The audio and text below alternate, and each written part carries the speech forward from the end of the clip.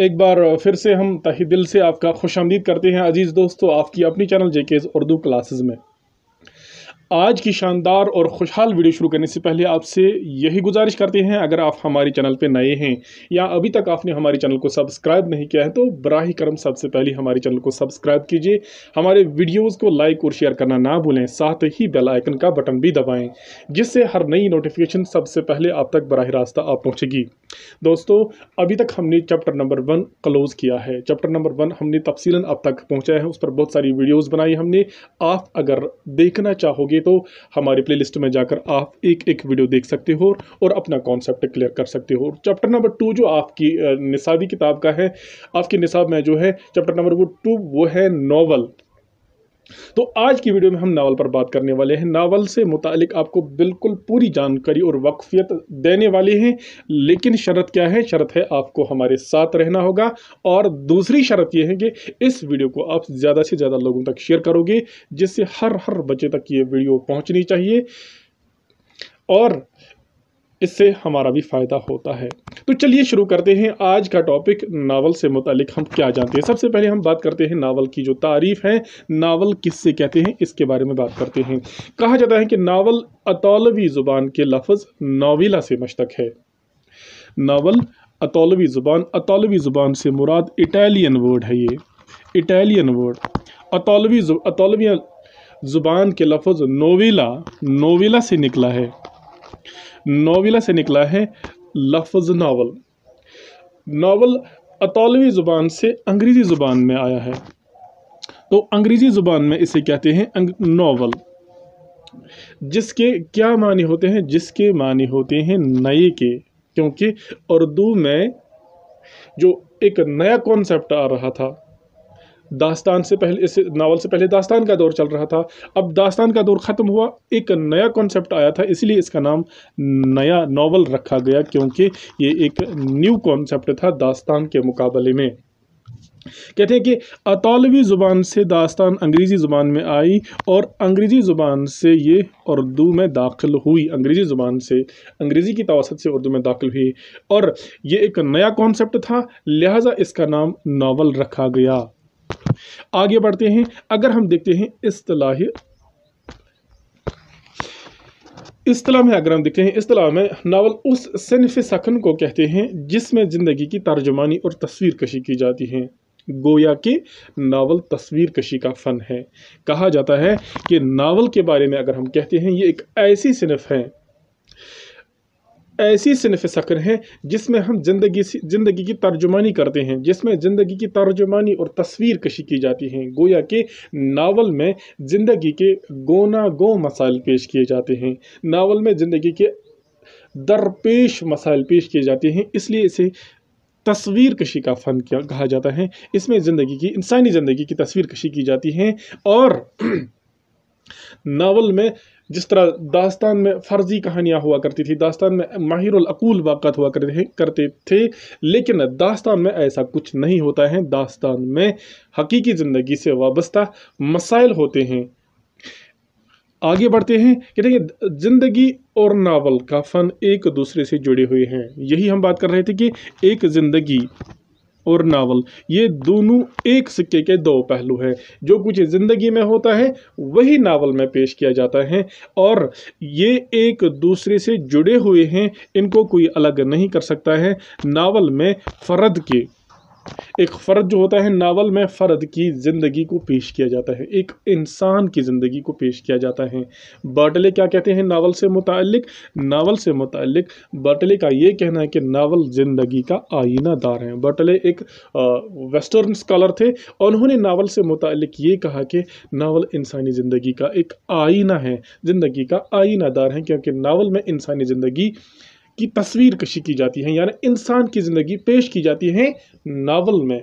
ये थी नावल की तारीफ़। नावल से मुतालिक हमने मुख्तसर ये तारीफ़ जानी। अब जानते हैं नावल के अज्ज़ाई तरकीबी, जिन अज्ज़ाई तरकीबी से नावल मुख्तलिफ है। नावल के अज्ज़ाई तरकीबी की अगर हम बात करते हैं तो सबसे पहला जो इसका जुज़ है वो है प्लॉट, कहानी। सबसे पहले एक कहानी होती है, इसके बाद प्लॉट से मुतालिक हम आपको समझा चुके हैं। प्लॉट कहानी के अलग अलग पार्ट्स होते हैं, और ये जो पार्ट्स होती हैं इनमें तसलसल का होना बहुत ज़्यादा ज़रूरी है। कहानी के जो अलग अलग एपिसोड्स होते हैं, कहानी के जो अलग अलग हिस्से होते हैं, इन हिस्सों में तसलसल होना ये बहुत ज़रूरी होता है। इस चीज़ को हम प्लॉट कहते हैं। और इसके अलावा कहानी में किरदार होते हैं, काम करने वाले लोग होते हैं, और किरदारों के दरमियान जो बातचीत होती हैं उसे हम मुकालमा कहते हैं। और ख़ुसूसन जो चीज़ होती है नावल में जो डिफरेंट होती हैं वो होती है नज़रिया हयात, क्योंकि इसमें इंसानी ज़िंदगी पेश की जाती है, नज़रिया हयात पेश किया जाता है। और इसके अलावा भी कुछ इसके अज्जाए तरकीबी है। और नावल में क्या कहते हैं, इसमें दो किरदार बहुत ज़रूरी होते हैं, बहुत अहम होते हैं। जैसे हीरो और हीरोइन का किरदार इसमें बहुत लाजमी किरदार होते हैं, और बाकी के जो किरदार होते हैं वो हीरो और हीरोइन के किरदार के इर्द गिर्द घूमते रहते हैं। ये है नावल से मुताल्लिक अज्जाए तरकीबी, और नावल से मुताल्लिक थोड़ा थोड़ा किरदारों के बारे में हमने बात करी। अब देखते हैं नावल के अक़साम। नावल दो तरह के होते हैं। नावल दो तरह के होते हैं। सबसे पहला जो होता है उसे हम कहते हैं तरबिया, और दूसरा जो होता है नावल का किस्म उसे हम कहते हैं अलमिया। तरबिया क्या होता है? तरबिया हम कॉमेडियन को कहते हैं, कॉमेडियन को कह सकते हैं। और अलमिया हम ट्रेजेडियन, जो ट्रेजेडियन नावल होती है उसे हम अलमिया कहते हैं, और कॉमेडियन जो होती हैं उसे हम कहते हैं तरबिया नावल। और तरबिया नावल को हम उर्दू में क्या लिख सकते हैं? उर्दू में हम कहते हैं वो नावल हैं जिससे तबीयत में फ़रहत हासिल हो और इसका अंजाम हीरो की कामयाबी पर हो। कि नावल का जो बुनियादी किरदार होता है, हीरो जो होता है नावल का, अगर उसका अंजाम कामयाबी पर होता है, अगर नावल के अंजाम से हमें फ़रहत मिलती है, खुशी मिलती है, सुकून और इत्मीनान मिलता है, तो फिर नावल क्या है? फिर ये तरबिया नावल है। फिर नावल तरबिया है, क्योंकि अगर इससे हमें फ़रहत मिलती है, सुकून मिलती है, और इसका जो हीरो होता है अगर वो कामयाबी पर उसका खातिमा होता है, तो फिर तरबिया नावल है। अब अगर हीरो का जो खातिमा है वो अलमनाक हुआ, और कहानी में जो अलमनाक वाक़ात पेश आए उसको पढ़ने से इंसान के दिल को तकलीफ़ पहुंची, अलमनाक वाक़ात थे इस कहानी में, इससे तकलीफ़ पहुंची दिल को, तो इस नावल को हम क्या कहते हैं? इस नावल को हम अलमिया नावल कहते हैं। ये थे नावल के अक़साम। अब जानने की कोशिश करते हैं नावल का मकसद क्या होता है। नावल जिस तरह दास्तान का मकसद होता था कि सामईन को फ़रहत व मसरत का सामान मुहैया करना, लेकिन नावल का क्या मकसद होता है, इस चीज़ से आपको बावर करते हैं। तो लिखा है नावल का मकसद तफरीह और दिल बहलाने के साथ साथ ज़िंदगी के हक़ाइक़ की तरफ रागिब करना है। कहते हैं कि जो नावल का मकसद है, नावल का मकसद भी है दिल बहलाई और तफरीह। इसका भी मकसद है इंसान के दिल को सुकून मिले, फ़रहत व राहत मिले, और इंसान का दिल बहल जाए। और इसके साथ साथ इसका मकसद ये है कि इंसान की जो ज़िंदगी के हकीकत जो है इससे इंसान को वाक़फ़ियत हासिल हो जाए, इंसान के मसाइल से इंसान आगाह हो जाए। ये है दास्तान का असल मकसद। और नावल में क्या होता है? नावल में हमारे मसाइल का हल पेश किया जाता है। जो हमारी ज़िंदगी में मसाइल आते हैं, दरपेश आते हैं, उन मसाइल का हम हल कहाँ ढूंढते हैं? नावल से हमें इन मसाइल का हल मिलता है। ये है दास्तान का मकसद, असल मकसद। अब दास्तान के आगाज़ व इर्तिका की बात करते हैं। जहाँ तक दास्तान के आगाज़ व इर्तिका की बात है, हम देखते हैं पहले दास्तान की शुरुआत कहाँ से हुई, आगाज़ कहाँ से हुआ। कहते हैं रिचर्डसन और फील्डिंग दो ऐसे लोग हैं जिन्हें कहा जाता है कि ये नावल के मुवज्जिद होते हैं। मुवज्जिद किन को कहते हैं? मुवज्जिद हुए ईजाद करने वाले। इन दोनों ने नावल का जो कॉन्सेप्ट है इसे ईजाद किया। ये एक नया कॉन्सेप्ट लाया कि नावल भी एक किस्म की सिनफ है। ये कॉन्सेप्ट हमें रिचर्डसन और फील्डिंग ने बख्शा है। अब अगर हम उर्दू में नावल की शुरुआत देखेंगे, उर्दू में नावल का आगाज़ देखेंगे, उर्दू अदब में मौलवी नज़ीर अहमद, जिसे हम कहते हैं डिप्टी नज़ीर अहमद भी, जिसे हम कहते हैं शम्सुल उलमा मौलवी नज़ीर अहमद, तो मौलवी नज़ीर अहमद ने सबसे पहले उर्दू में नावल की बुनियाद डाली। उन्होंने सबसे पहली नावल जो लिखी वो है मिरातुल अरूस। 1869 में उन्होंने पहली नावल लिखी। ये उनकी एक पहली बाज़ाब्ता किताब है और पहली बाज़ाब्ता नावल भी है। इससे नावल निगारी का आगाज़ हुआ।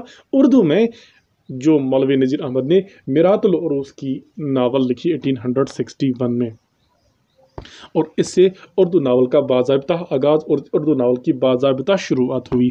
आगे बढ़ने की कोशिश करते हैं। इसके बाद नज़ीर अहमद ने बहुत सारी किताबें लिखी, जिनमें तौबतन नसूह ख़ास तौर पर इब्नुल वक़्त और फसाने मुब्तला, ये उनकी शाहकार किताबें हैं, ये उनकी मशहूर किताबें हैं जो शहरे आफाक पहुँची। ये ऐसी किताबें हैं, ये ऐसी नावलें हैं मौलवी नज़ीर अहमद की। नज़ीर अहमद के बाद नावलों का जो दौर है, इसको आगे बढ़ाने में रतन नाथ सरशार भी बढ़े।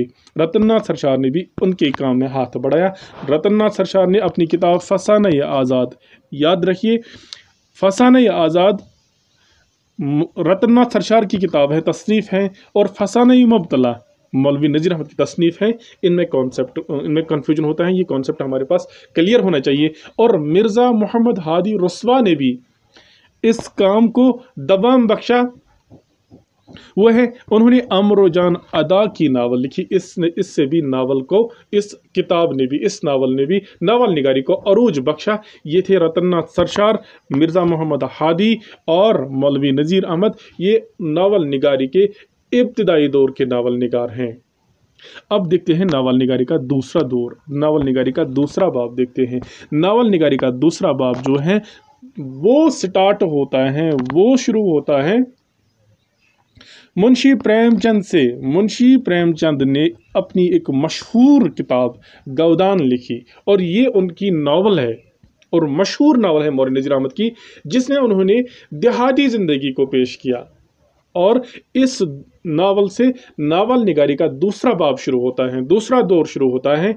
और गौदान मुंशी प्रेमचंद की एक मशहूर नावल है, जिसमें उन्होंने क्या किया, देहाती ज़िंदगी को पेश किया।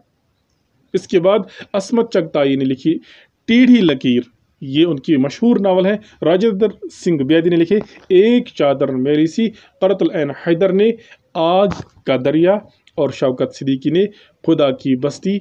ये दूसरे दौर की, जो दूसरा बाब है नावल का, इस दौर की मशहूर दास्तानें हैं, मशहूर नावलें हैं, जिनकी वजह से नावल निगारी को अरूज हासिल हुआ, जिनकी वजह से नावल निगारी ने कमाल हासिल किया। ये इस दौर की नावलें हैं।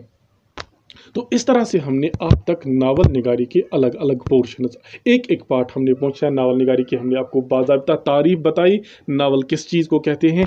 इसके बाद नावल के अज्जाई तरकीबी पर हमने बात की, और साथ ही हमने अक़साम पर भी बात करी। इसके साथ मकसद भी जाना नावल का क्या होता है, और नावल का आगाज़ व इर्तिका। इसके बाद नावल का जो दूसरा दौर स्टार्ट होता है, उससे मुताल्लिक़ भी आप तक हमने वाक़फ़ियत पूरी तरीके से पहुँचाई।